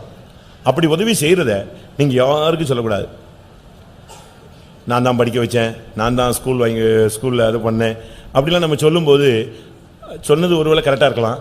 ஆனால் அதுக்குரிய பிரதிபலனை பரலோகத்தில் கொடுக்காம எங்கே கொடுத்துருவாரு சொல்லுங்க? உங்களுடைய பலனை இங்கேயே நீங்கள் அடைந்து தீர்ந்தாயிற்று.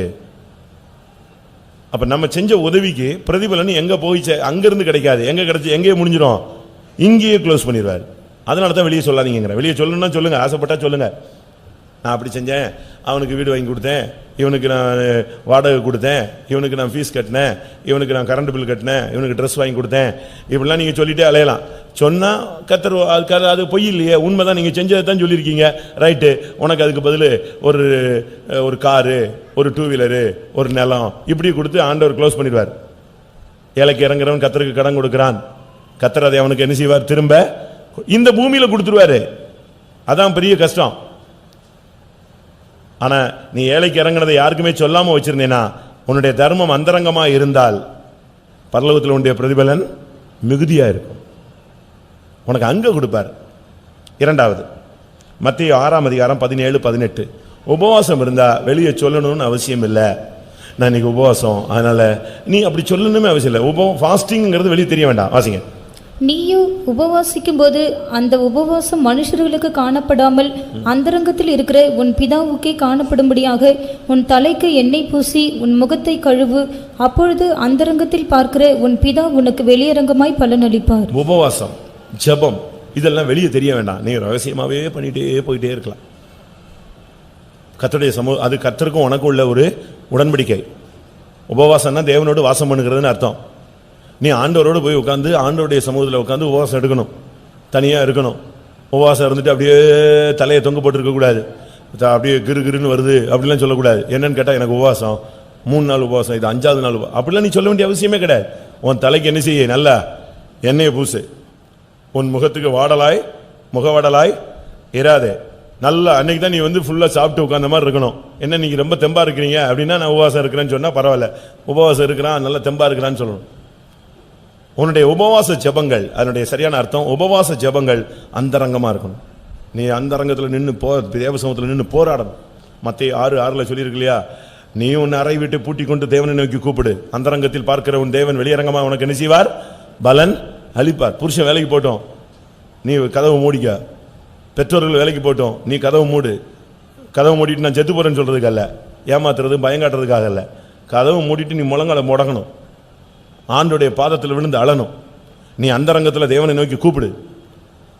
தண்ணி குடிக்காம உட்காரு, 1 மணி நேரம் 2 மணி நேரம் தண்ணியே குடிக்க மாட்டேன்னு சொல்லு. ஒரு காலையில் 1 நேரம் தண்ணி குடிக்க மாட்டேன்னு சொல்லி உட்காரு, கதவு மூடு, ஆண்டோடைய சமூகத்தில் உட்காரு. நீ தேவ சமூகத்தில் இருந்து அந்தரங்கத்தில் தேவனுடைய சமூகத்தில் உபவாசம் போட்டு கண்ணீரோடு நீ ஜெபம் பண்ணு. அது நாம் செய்ய வேண்டியது. மூன்றாவது, நான் முதலாவது சொல்லிட்டேன்ல, எசேக்கியேல் 7:22. அந்தரங்கத்தில் உனக்கு பரிசுத்தம் இருக்கணும். உன்னுடைய டார்கெட் பரிசுத்தம் தான். பரிசுத்தம் இல்லாமல் ஒருவனும் தேவனை தரிசிப்பது இல்லை. நான் சொல்லியிருக்கேன் இல்லையா, இந்த கம்பெனிலலாம் வேலைக்கு போனீங்கன்னா first round, second round, third ரவுண்டுன்னு சொல்லுவாங்க. கேட்டிருக்கீங்களா? பிளேஸ்மெண்ட் ஆனால் உங்களுக்கு தெரியும். HR நீங்கள் போனீங்கன்னா, கம்பெனியில் வேலைக்கு போனீங்கன்னா ரவுண்ட்ஸ் கேட்பான். ஒவ்வொரு விதத்துலையும் உனக்கு ரவுண்ட்ஸ், அந்த கொஸ்டின் நடந்துகிட்டே இருக்கும். இன்டர்வியூ, லாஸ்ட் இன்டர்வியூ வரும். அதே போல் உனக்கு எல்லா இன்டர்வியூவும் பாஸ் ஆனாலும் கடைசி இன்டர்வியூ என்னது? பரிசுத்தம் தான். அந்த பரிசுத்தங்கிற இன்டர்வியூல நீ பாஸ் ஆகணும், அந்த ரவுண்ட்ஸில் நீ பாஸ் ஆகணும். பரிசுத்தம் இல்லாமல் ஒருவனும், அந்த வார்த்தையை நீங்கள் நல்லா கவனிக்கணும். அதில் ஊழியக்காரன், விசுவாசி, பெரிய ஆளு, சின்ன ஆளு எதுவுமே கிடையாது.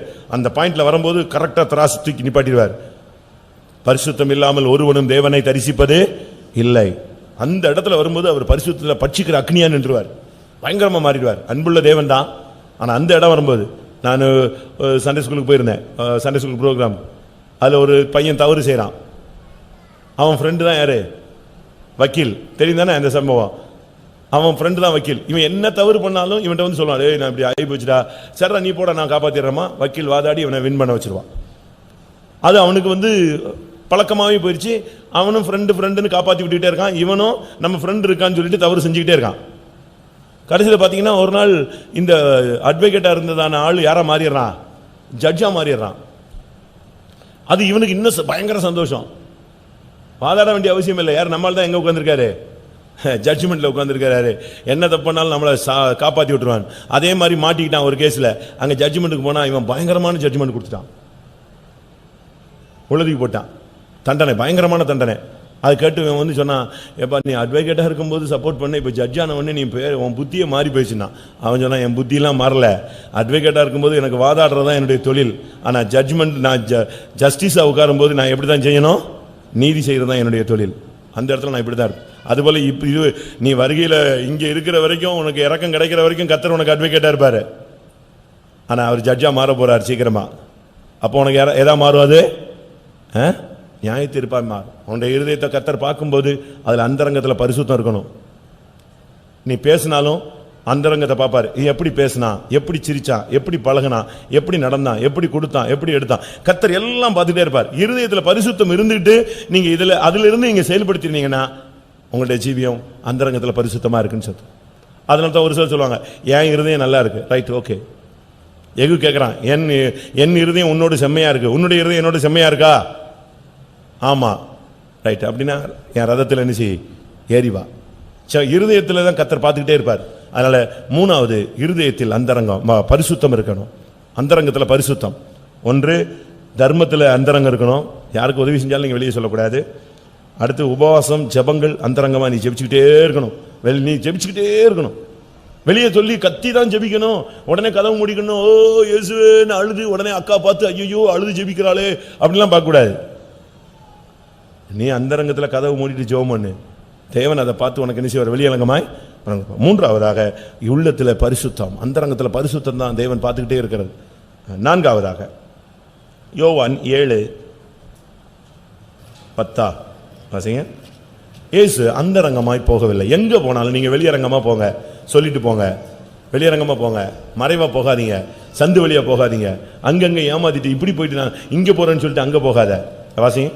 அவருடைய சகோதரர் போன பின்பு அவர் வெளியரங்கமாய் போகாமல் அந்தரங்கமாய் பண்டிகைக்கு போனார். அந்தரங்கமாய் பண்டிகைக்கு போனார். நாம் சில காரியங்களை பிரபலமாக்க கூடாது.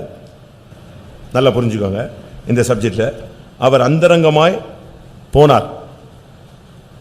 சில காரியங்களுக்கு நம்முடைய ஜீவியத்தில் நாம் சில இடங்களுக்கு போவோம், அது சொல்லணும்னு அவசியம் இல்லை. இப்போ வேலை விஷயமா நம்ம இடத்துக்கு போவோம், பிஸ்னஸ் விஷயமா பல இடத்துக்கு போவோம், ஊழியத்து விஷயமா பல இடங்களுக்கு போவோம்.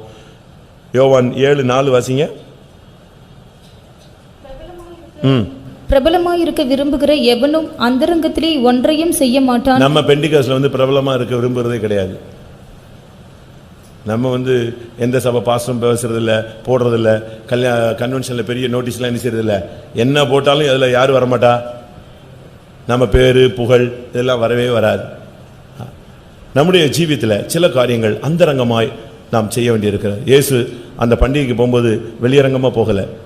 நமக்கு கனம் மகிமையை நாம் எடுக்கக்கூடாது. ஒரு சிலர்லாம் இந்த போரி போகும்போதே பயங்கரமாக பந்தா பண்ணிட்டு போவாங்க. நீங்கள் எங்கே போனாலும் மறைவாகவே போங்க. மறைவுன்னு சொன்னால் ஒழிச்சிட்டு போகிறது சொல்லலை. நம்முடைய ஜீவியத்தில் அந்தரங்கமாய் போனார்னு சொன்னால் அவர் அந்த இடத்துல தன்னை வெளிப்படுத்த விரும்பவில்லை. ஒரு சில சர்ச்சுக்கு வந்தால் கூட அவங்கள வர்றது எல்லாருக்குமே உள்ளே வரும்போதே பயங்கரமாக தெரியும். நீ சர்ச்சுக்கு வரும்போது தேவன் உன்னை பார்க்கிறார், மனுஷன் உன்னை பார்க்கக்கூடாது. தேவன் உன்னை பார்க்கிறார். அந்த வியூவில் தான் நீ என்ன செய்யணும்? கர்த்தருடைய சமூகத்துக்கு வரணும். இங்கே அவர் அந்தரங்கமாய் போனார், வெளியரங்கமாக போகலை.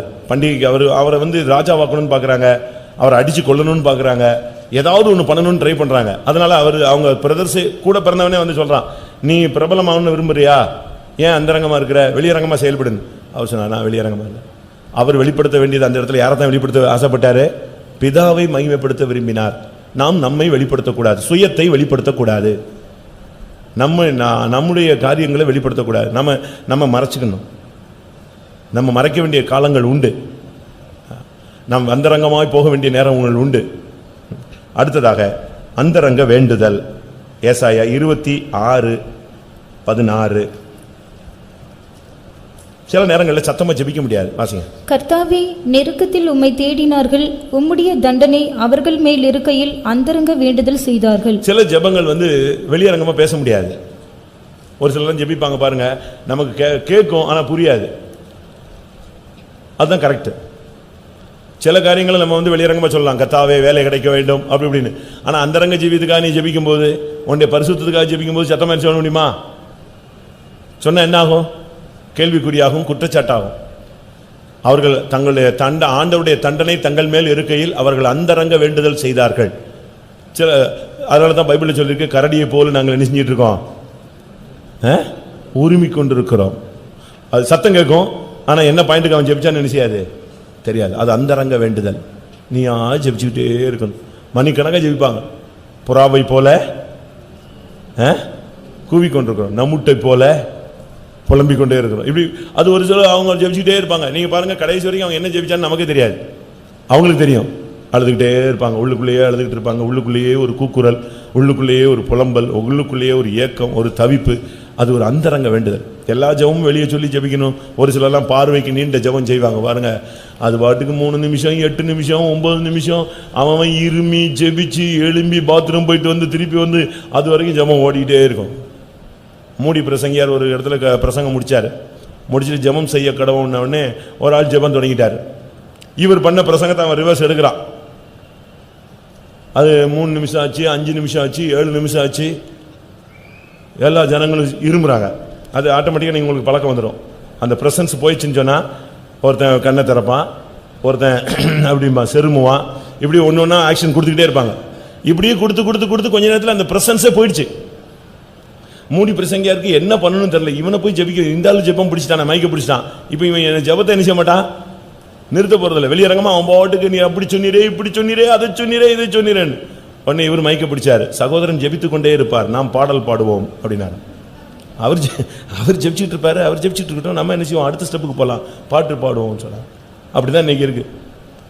நீங்க அந்தரங்கமா நீங்க ஜெபிக்கணும். சில காரியங்களெல்லாம் நீங்க மறைவா நீங்க உங்க பிள்ளைகளுக்கு சொல்ல வேண்டிய அவசியம் இல்லை, புருஷனுக்கு ஷேர் பண்ண வேண்டிய அவசியம் இல்லை, மனைவிக்கு ஷேர் பண்ண வேண்டிய அவசியம் இல்லை. நீ உட்கார்ந்து தேவ சமூகத்தில் உட்கார்ந்து ஜெபம் பண்ணு. உன்னுடைய ஜீவித்துக்காக ஜெபிக்கலாம், பிள்ளைகளுக்காக நீ சில காரியங்களை வச்சு ஜெபிக்கலாம். சபையில் சில காரியங்கள் இருக்கும், சில குடும்ப காரியங்கள் இருக்கும். மற்ற சபைகளில் உள்ள ஒரு விசுவாசி ஒரு பிரச்சனையை சொல்லி உன்கிட்ட ஷேர் பண்ணியிருப்பான், அந்த துக்கத்தை ஷேர் பண்ணியிருப்பான். அதை போய் நீ உடனே போய் மனைவிட்ட போய் என்ன செய்ய வேண்டியதில்லை. உனக்கு தெரியுமா அந்த ஆள் இப்படி சொன்னா ஜெபம் பண்ணுன்னு, அந்த அம்மா உடனே நெஞ்சுவாங்க, டிரான்ஸ்மிட்டரில் போட்டுருவாங்க, அது வாட்டுக்கு ப்ராட்காஸ்ட் ஆகி சர்ன்னு போயிடும். அந்த வேலையே ஆகாது. சில காரியங்களெல்லாம் அந்த ரங்கத்தில் தான். பரிசுத்த ஸ்தலத்தில் புசிக்க வேண்டியது எங்கே தான் புசிக்கணும், எங்கே தான் புசிக்கணும், பரிசுத்த ஸ்தலத்தில் தான் புசிக்கணும். அதை வீட்டில் கொண்டு போய் புசிக்க கூடாது. பைபிளை நீங்க படிச்சு பாருங்க, பரிசுத்த ஸ்தலத்தில் புசிக்க வேண்டியது பரிசுத்த ஸ்தலத்தில் மட்டும்தான் புசிக்கணும். ஆசாரியன் கூட அதை எங்க கொண்டு போக கூடாது, தான் கூடாரத்துக்கு கொண்டு போய் உட்கார்ந்து நிச்சய கூடாது, புசிக்க கூடாது. அதனால அந்தரங்க வேண்டுதல், உனக்குள்ளே ஒரு தனி ஜெபம் இருந்துகிட்டே இருக்கணும். பரிசுத்தத்துக்காக ஒரு ஜெபம், விசுவாசத்துக்காக ஒரு ஜெபம், பிரதிஷ்டைக்காக ஒரு ஜெபம், உண்மை உத்தமத்துக்காக ஜெபம், ஊழியர்களுக்காக ஜெபம், ஒரு விசுவாசிக்காக ஜெபம். உன்கிட்ட வேண்டிக் கொண்ட காரியங்களுக்கு மற்றவங்க சொல்லியிருப்பாங்க, பிரதர் ஜெபம் பண்ணுங்க, சிஸ்டர் ஜெபம் பண்ணுங்க, இதெல்லாம் நீ அந்தரங்கத்தில் வைக்கணும். இந்த பிரதர் வந்தாரு, இந்த சிஸ்டர் சொன்னாங்க அப்படிலாம் நீ சொல்லவே கூடாது. நீயா அந்தரங்க, உன்னுடைய தனிப்பட்ட ஜீவியத்துக்கு ஒரு அந்தரங்க வேண்டுதல். அடுத்ததாக யோவான் 19:38 ஒருத்தன் சீஷனா இருந்தான், ஆனா அந்தரங்க சீஷனா இருந்தான். இது ரகசிய கிறிஸ்தவர்களை காண்பிக்கிறது. ஆனா அதே நேரத்தில் ரகசியமாகவே சாகிற வரைக்கும் இருந்துடக்கூடாது. கர்த்தருக்காக வெளியே வர வேண்டிய நேரத்தில் என்ன செய்யணும், வெளியே வர வேண்டும். வாசிங்க யோவான் 19:38. இவைகளுக்கு பின்பு அரிமத்தியா ஊரானும் யூதருக்கு பயந்ததினால் இயேசுவுக்கு அந்தரங்க சீஷனுமாகிய யோசேப்பு இயேசுவின் சரீரத்தை எடுத்துக்கொண்டு போகும்படி பிலாத்துவின் பைபிளே சொல்லுது. இவனுக்கு எப்படிப்பட்ட சீஷன், அந்தரங்க சீஷன். அவனுக்குள்ள சீஷத்துவம் இருந்துச்சு. நீங்கள் போய் சகல ஜாதிகளையும் சீஷராக்கி பிதா குமாரன் பரிசுத்தாவின் நாமத்தினால் ஞானசானம் கொடுத்து நான் கட்டளையிட்ட யாவையும் கைக்கொள்ளும்படி அவர்களுக்கு என்ன செய்யுங்கள், உபதேசம் பண்ணுங்க. அப்போ இவனுக்கு சகல ஜாதிகளையும் சீஷராக்குற அந்த தன்மையில இவனுக்கு என்ன கிடைச்சிருந்துச்சு, சீஷத்துவம் கிடைத்திருந்தது, ரட்சிப்பு இருந்தது. ஆனால் அதை அந்தரங்கத்தில் வச்சுக்கிட்டே இருந்தான். அவனுக்குள்ள அது கொழுந்து விட்டு எரிஞ்சுக்கிட்டே இருந்துச்சு.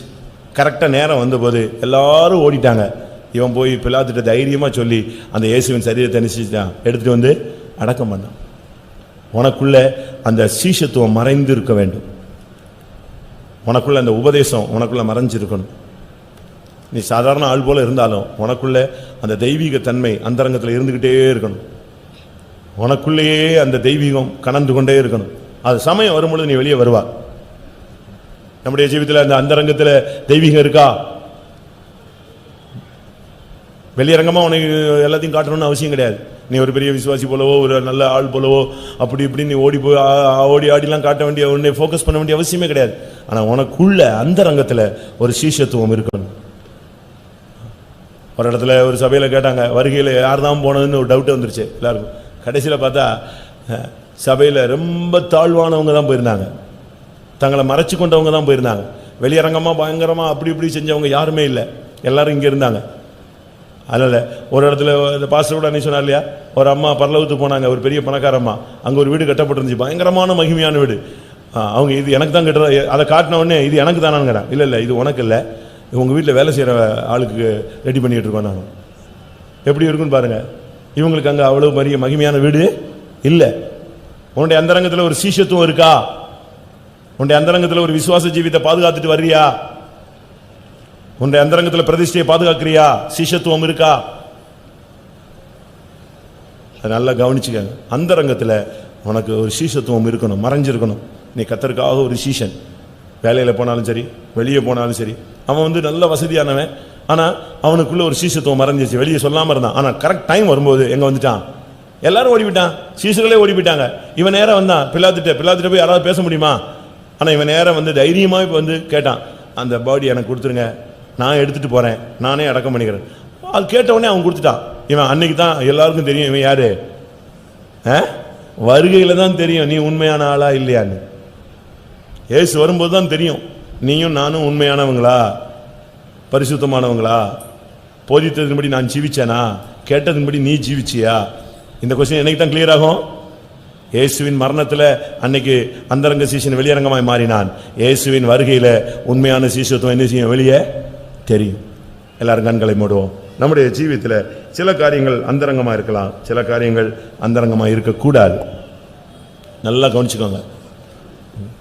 அந்தரங்கத்தில் ஞானம்னு சொல்லியிருக்கு யோபுல 11:7 நினைக்கிறேன். அந்தரங்கத்தில் ஞானம், இது ஆழமான உபதேச ஜீவியத்தை காண்பிக்கிறது.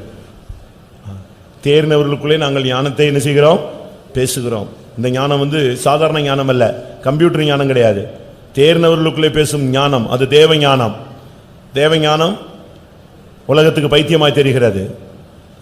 எல்லாரும் கண்களை மூடுவோம் கொஞ்ச நேரம். ஒருவேளை நீங்கள் சில காரியங்களை மறைச்சிருப்பீங்க, சில காரியங்களை மறைக்காமல் இருந்திருப்பீங்க. மறைக்க வேண்டிய காரியத்தை வெளியரங்கமாக்கி இருப்பீங்க, வெளியரங்கமாக வேண்டிய காரியத்தை நினைச்சிருப்பீங்க, மறைச்சிருப்பீங்க. ஆனால் ஒரு நல்ல தகப்பன் என்ன தெரியுமா? ஒரு நல்ல தகப்பன் சொல்கிறவன் மறைக்க வேண்டிய காரியத்தை மறைப்பான். தன்னுடைய பிள்ளைகள் விஷயத்தில், தன்னுடைய விஷயத்தில், தன்னுடைய மனைவி விஷயத்தில், தன்னுடைய சபை விஷயத்தில் ஒரு நல்ல தாய், நல்ல தகப்பன் மறைக்க வேண்டியதை மறைச்சிருவான். நோவாவின் பிள்ளைகள் பாருங்க, ஒரு குரூப் மறைக்க வேண்டியதை மறைச்சது, ஒரு குரூப் மறைக்க வேண்டியதை வெளியரங்கமாச்சு. வெளியரங்கமாக்கின ஆள் என்ன ஆனான் தெரியுமா? சொல்லுங்க. சபிக்கப்பட்டவனாய் போனான். மறைத்தவர்கள் 2 பேரும் என்ன செஞ்சாங்க? அது அந்தரங்கமாக மாற்றினவர்கள் 2 பேரும் என்ன செஞ்சாங்க? ஆசீர்வதிக்கப்பட்டார்கள். 2 நிமிஷம் எல்லாரும் முழங்கால் போடலாம். உங்களுக்கு இந்த வேத பாடம் எவ்வளவு பிரயோஜனமாக இருந்தது என்று எனக்கு தெரியவில்லை. எந்த விதத்தில் நீங்கள் அதை எடுத்துக்கொள்ள போகிறீர்கள் தெரியாது. உன்னுடைய ஜீவியத்தில் நீ உன்னுடைய தர்மம் அந்தரங்கமாக இருக்கட்டும். யாருக்காவது உதவி செஞ்சீங்கன்னா அதை சொல்லாதீங்க தயவு செய்து.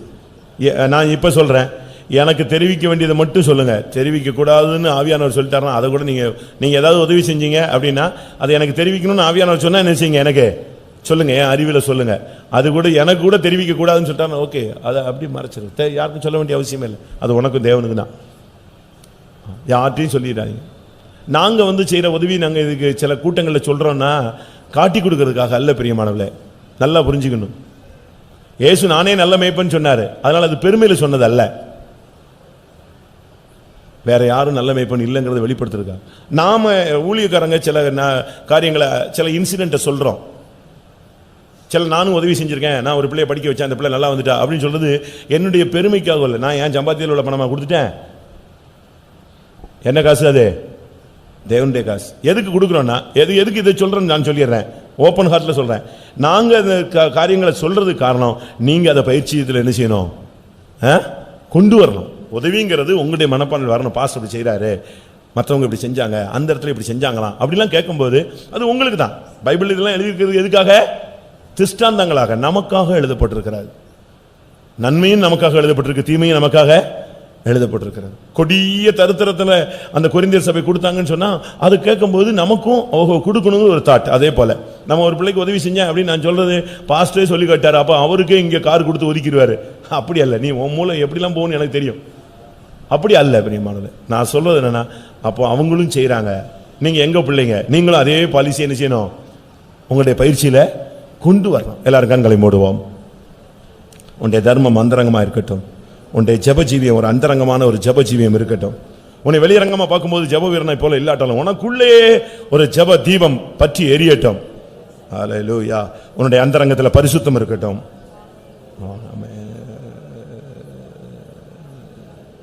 உன்னை பிரபலமாக்காதே, உன்னை மறைத்துக்கொள், அந்தரங்கமாய் போ, அந்தரங்கமாய் வா.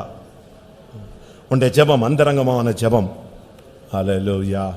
சூழ்நிலைகள் மத்தியில் மற்றவங்களுக்கு உன்னுடைய பிரச்சனைகள் நீ ஷேர் பண்ணணும்னு இல்லை, தெய்வத்திட்ட ஷேர் பண்ணு.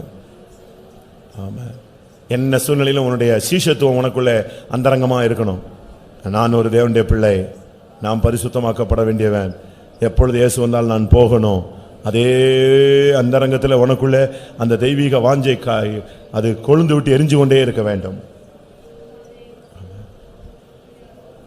இருதயத்தின் அந்தரங்கங்களை வெளியரங்கமாக்குவதற்குள்ளாக கர்த்தருடைய சமூகத்தில் உன்னுடைய இருதயத்தை சுத்தமாக்கிக்கொள். பாவ ஜீவியம் வெளியே வர்றதுக்குள்ளே அந்தரங்க பாவத்தை விட்டு நீ வெளியே வந்துவிடு. அந்தரங்க வெகுமதிகளை நிறுத்துங்கள், வெட்கமான அந்தரங்க காரியங்களை நிறுத்துங்கள், அந்தரங்கமான பேச்சுகளை நிறுத்துங்கள், அந்தரங்கமாய் முகதாட்சியம் பண்ணுவதை நிறுத்துங்கள், அந்தரங்கமான பொக்கிஷங்களை நிறுத்துங்கள். ஹல்லேலூயா. எல்லாரும் 2 நிமிஷம் ஆண்டவரை நோக்கி பார்ப்போம். இந்த வசனங்களுக்கு நம்மை சமர்ப்பிப்போமாக.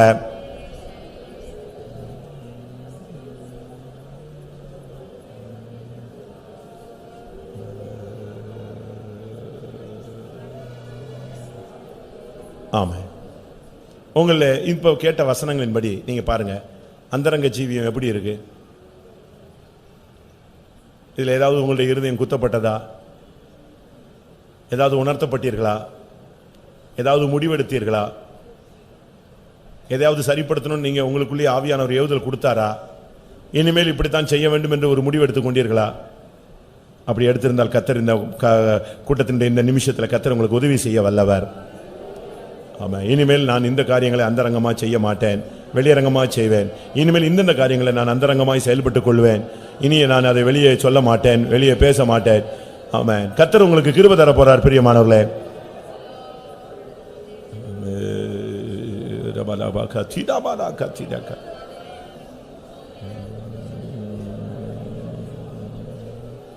Praise the Jesus, praise the Jesus. Up to the balam, tidibikana bakatidikana bakatanama.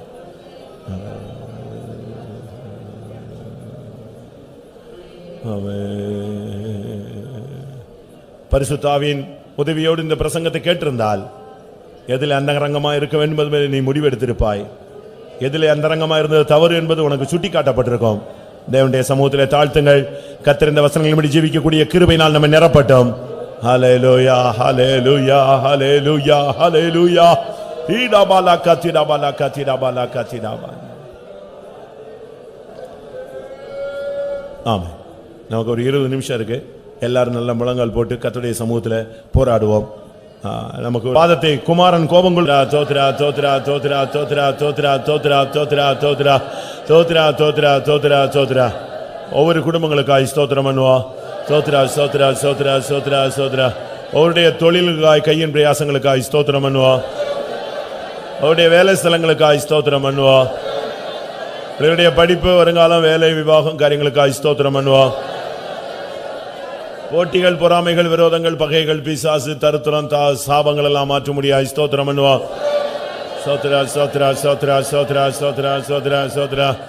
ஒவ்வொருவரையும் தனித்தனியாய் பாதுகாக்க முடியாது ஸ்தோத்திரம் பண்ணுவோம். ரட்சிக்கப்படாதவர்களுக்காய் குடும்பத்தில் ரட்சிக்கப்படாதவர்களை சந்திக்க முடியாது ஸ்தோத்திரம் பண்ணுவோம். பின்மாற்றக்காரர்களை சந்திக்க முடியாது ஸ்தோத்திரம் பண்ணுவோம். இந்த சண்டே ஸ்கூல் ஊழியங்கள் எக்ஸாம் ரிசல்ட்டுகளுக்காக ஸ்தோத்திரம் பண்ணுவோம். நம்முடைய ஊழியங்களுக்காக ஸ்தோத்திரம் பண்ணுவோம். புதிய வழிகளை திறக்க முடியாது ஸ்தோத்திரம் பண்ணுவோம். தடைகள், போராட்டங்களை தகர்க்க முடியாது ஸ்தோத்திரம் பண்ணுவோம்.